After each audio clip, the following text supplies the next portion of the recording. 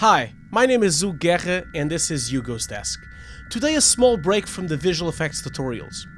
It's no secret for those of you that know me that as much as a visual effects artist, I'm also a gaming aficionado and a huge horror fan. I just finished Resident Evil 7 and I really liked this game. So I wanted to make a short essay about its roots in horror filmmaking and wanted to talk about some of the multiple film references and Easter eggs present in the game. Resident Evil 7 is taking the world by storm, no doubt about it. Considered as a dead franchise by some, disconnected by its player base for almost a decade, Resident Evil goes back to its origins to redefine the genre once again. Back in the 90s, Silent Hill and Resident Evil created a world phenomenon called survival horror, and for the most part, Japan was leading the way for a very long time.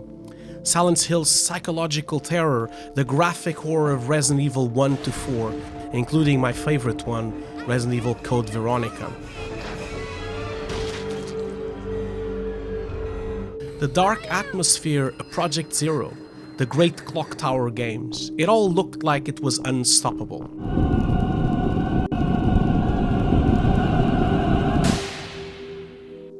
But then the Resident Evil franchise plateaued. Both Resident Evil 5 and 6 missed the point entirely. The tension was gone and the survival elements removed. The game had no soul, no weird nuances. In my view, they ignored decades of great horror cinema. The fear, the pacing, the atmosphere was lost. Scary moments were replaced by bullets and action sequences. The perfectly paced music was replaced by huge orchestral soundtracks. What was a weird and clunky Japanese scary game became a tired action film franchise. But then something happened in the most unlikely of places, the Nintendo 3DS, Resident Evil Revelations.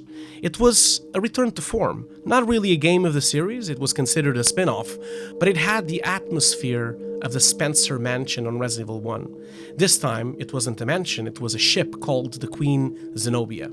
The industry was watching. And this success, together with Outlast, Alien Isolation, Slenderman, Amnesia, and many others, looked promising for the future of horror. This paved the way for Resident Evil 7. From the same director of Revelations, Resident Evil 7 is a kaleidoscope of the best horror cinema from the last 30 years.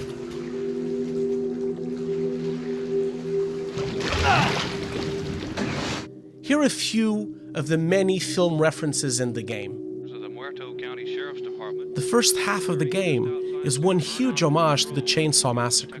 As the player is moving forward discovering the Baker estate, we feel all the rust, the orange palette, the abandoned house, the silence, leaving the player with a sense of fear and mystery of what lies ahead. It's filmmaking on its truest form, the slow pace, the atmosphere, the few music riffs. We see a small silhouette in the distance, we don't know what it is, yet we continue. Then we see a ritual animal parts, and we become unease. It's a mishmash of Texas Chainsaw Massacre and Evil Dead 1 and a little bit of True Detective. As we enter the house, we feel the dilapidated walls, we see the decaying fridge, we see the rotting food, we can almost smell it. It's almost like entering the first crime scene on David Fincher's 7. It is a textbook essay to horror. Then there is the tape mechanic, taking cues from the best found footage horror films. It has hints of The Ring, the Japanese version of course. The Ring's influence is not only present on the tape's mechanic, but its DNA is on every time we see a dark figure or a silhouette lingering on the old corridors of the Baker's mansion, making for some chilling moments. The VHS mechanic reminds me of David's Cronenberg Videodrome, where the main protagonist uses tapes to load or revisit events from a mysterious broadcast. It serves as a plot device to jump from player to player and to learn paths and puzzles not yet reached. Just like in Videodrome, the tape is a gateway to the future and the past. There's even a tape that is literally Saw the video game. And I mean, a better version of what was released on the PlayStation 3 era. Like in Saw, you have to solve a puzzle using strange objects, on a specific combination to set you free. It is brilliant. At some point, we even are a spectator at the baker's dining table, making full circle with the Chainsaw Massacre references. I mean, Resident Evil 7 is, at least on the first 3 hours, the Texas Chainsaw Massacre, the video game. Then there's the chilling moment you go downstairs and find your colleague against the wall. The DNA of the Blair Witch Project is present.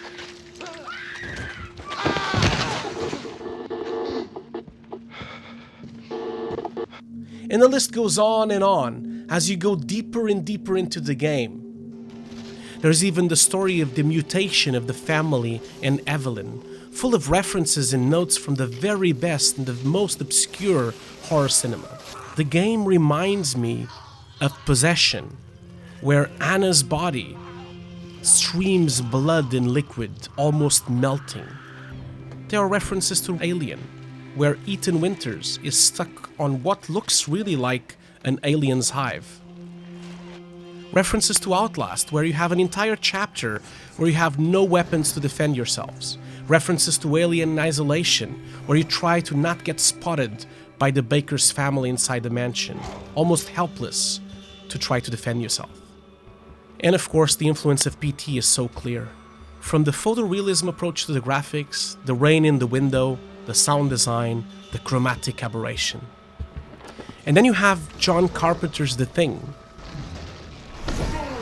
We see a mangled mess of creatures created by the juxtaposition of multiple pieces of bodies, limbs, eyes, and black goo. You even have Sam Raimi original Evil Dead, the hand being cut in the game, and the chainsaw sequences.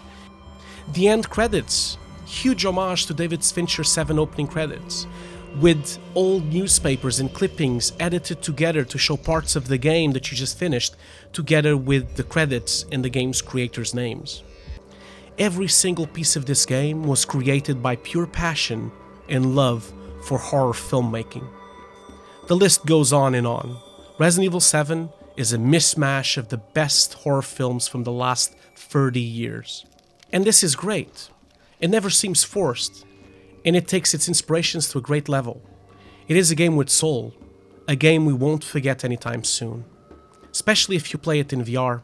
It's a truly scary experience in VR, proving once again that virtual reality is not a gimmick, but a completely immersive way to playing games. I believe as much as Resident Evil borrows from classical horror filmmaking, it also is set to make a mark and inspire new horror films on the years to come. They both go hand to hand, and one breeds and lives from each other's imagination. Resident Evil 7 is the Texas Chainsaw Massacre, the video game. It is The Ring, Saw, the Blair Witch Project, and The Evil Dead, the video game. In conclusion, inspiration from the past is always the best way to move forward. If more games and films could learn to embrace the great filmmaking, I think projects like this, the revitalization of Resident Evil franchise, could pave the way to other struggling franchises. A few come to mind, but especially I'm thinking about Silent Hill, Dead Space, and Alone in the Dark. In an age of noisy entertainment, this is a subtle and humble start. Sometimes as I played Resident Evil 7, for a moment there, I thought I was playing Silent Hill.